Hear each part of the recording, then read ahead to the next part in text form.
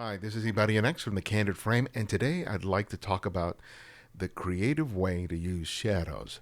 Now, there's a lot of photography out there that's high contrast photography, in which you use strong directional light to create these really stark, dramatic photographs, and shadows normally play a big part of that. But I wanted to show you three examples of images that I think use shadows really creatively, where the shadow itself becomes the embodiment of the person that is included in the frame.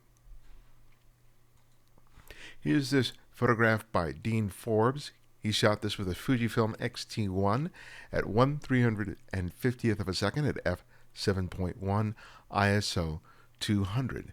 Now, this looks like maybe a platform for a subway or a stairway somewhere. And here, the shadow itself is revealing the design of the stairwell, and we get these wonderful lines and patterns that are cast on this what appears to be like a light or white wall, as well as seeing the underlying structure of wherever this location is. And here, the shadow of the person, rather than the person themselves, becomes the focus of the photograph.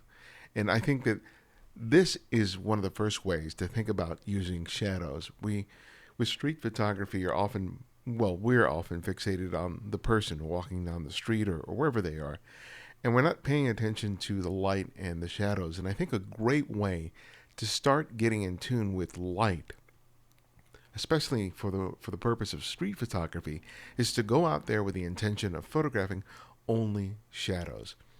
Because when you start paying attention to where shadows are or aren't, you start looking at light. You start recognizing the difference between hard, high contrast directional light and light that is really soft or diffuse, where the shadows are either very soft or not present at all. And you begin to take a look and see the world in terms of light and shadow. And shadow not only as a means of complementing your subject, but becoming the subject itself. This shot benefits from all these strong diagonal, horizontal, vertical lines, making it a really dramatic shot, even though we don't see this person's face. There's a sort of a film noir feel to it, which I think is really, really wonderful. Take a look at this shot by Suresh Naganathan.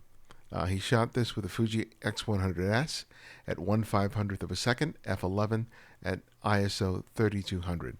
So again, we're not seeing the people in this shot. They're nowhere to be seen in the frame except for their shadows. And we often talk about the backgrounds in a lot of our shots. We're walking around across the scene and we see a colorful wall, a colorful billboard, or something along those lines. And we wait for a subject to walk into the frame to help complete the shot. Well, this is kind of along those lines, except it's the shadow of the two people here that are doing that for us. And suddenly, they become a graphic part of the photograph. Their form, their shadow, the lines that they create against this red and this blue and this yellow and this white corrugated fence and what seems to be some sort of electrical box, they become as graphic and as an element as everything else in the frame. And I think this makes for a much more fun and interesting shot than having yet another person walk in front of the scene, because then you become more dependent on the gesture of the people walking across the scene, or even more importantly, what colors they're wearing in terms of clothing. Are the clothes they're wearing complementing in terms of color or maybe even shape the elements that exist within that shot? Here, all of that is eliminated because you're focusing just on the shadow. And this is a really good example of how high contrast light can give you this result, because you can really see it by the hard definition of the shadows and the shapes here that are created by all the various objects. When you start looking for high contrast light like this, you'll see those shadows. And this is actually one of the times when you actually might want to photograph during the middle of the day, which is a time that most people avoid because they say that it's just terrible light, which it is for the most part. But if you're looking for shadows, man, there's no better light than that. But this was probably shot in the early morning or late afternoon, where you have the shadows tend to be a lot longer. But any time of day. If you're not dealing with a cloudy day and you're dealing with high contrast light, look for the shadows and just see what happens. Now, lastly, we have a shot here by Pietro Tranquila, shot with a X100, Fuji X100 at 1/900th of a second, f11, ISO 400. So again, we're dealing with those long shadows that are being cast against what looks to be like a boat, and this person here on the ground is working on it. This shot I love a lot because we're dealing with two people here, but they're framed in the shot in very different ways. The first person we have here is in the form of the shadow. So this person seems to be, watching over this guy repairing this boat, and their shadow, this long shadow, is cast here against the boat. And here's the collar, here's the head, really clearly defined. And then we have the second figure here who's underneath the boat, working on it, and we only see their legs. And I really just love this shot because the shadow, and especially the line of the shadow, helps to lead us into the frame. We get several diagonal lines here. We have this here, we have his legs, we have this board that the man is resting on as he's working underneath. And it intersects with all these horizontal lines that are happening throughout the frame, creating a real nice dynamic composition. And it's just a wonderful shot because we have two figures, and we don't see their whole bodies. And in some strange way, you see the top half of this figure, and somehow that kind of completes the lower half of the guy here, even though we know it's two very different people. But wow, I mean, think about that. The fact that you're not showing someone's face, you're cutting off someone's body, and yet Pietro here makes a fun, interesting, and engaging image that stops me cold in my tracks. It's a wonderful shot, and it's a wonderful way of seeing.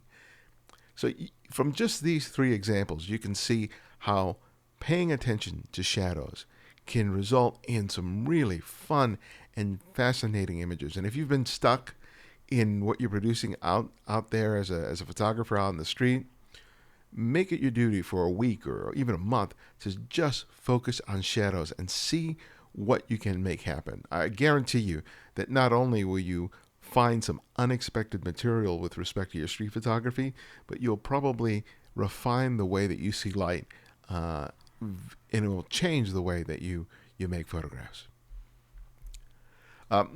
This YouTube channel revolves around my podcast, which is the Candid Frame. So if you want to hear great conversations with great photographers, then please visit thecandidframe.com. I have over 300 interviews there that I think you'll love and enjoy. We have free apps for Windows, Android, and iOS that you can go to the website, and you can download it for free so you can access the entire archive.